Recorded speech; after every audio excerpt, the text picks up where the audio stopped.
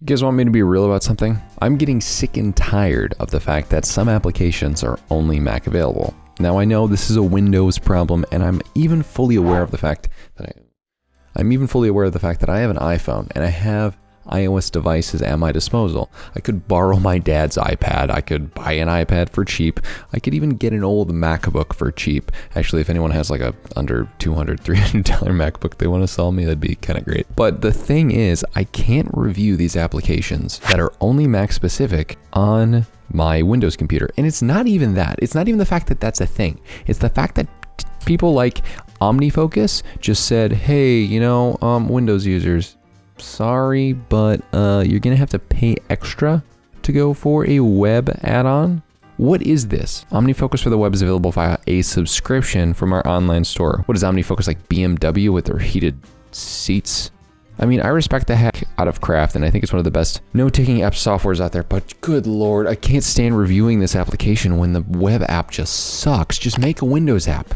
Just get a developer to make a Windows app. Is the code that different? Am I that stupid? Like, can all these other main big apps have the exact same thing going on, but you guys are just like believe they even won like new and upcoming Mac app of the year or something? You tell me you don't have the ability to get dev to make a Windows version?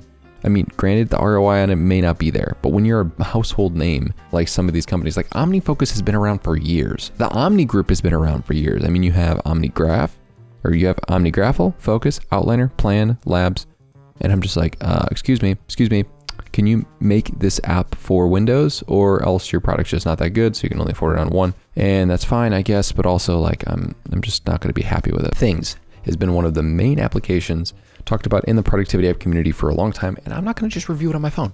Every time I make a video that's just a phone app review, it ends up sucking.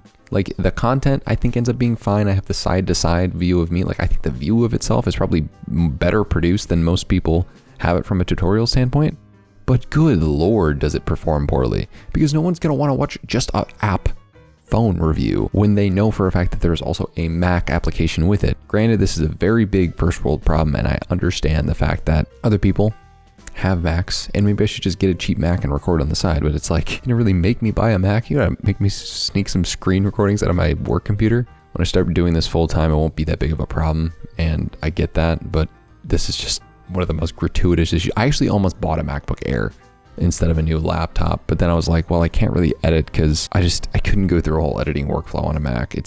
I'm not gonna do that. If any of you guys would like me to actually take my knowledge of productivity apps and move it into the Mac ecosystem, let me know. If any of you guys have a cheap MacBook Air for like $300 or less that works, let me know. Just kind of ranting here, but this is the 4th or 5th time where I was researching an app and thought it had a Windows option and then didn't record the tutorial. If you want to actually see a video on how to be more productive, check out this one. You'll actually get helped on that.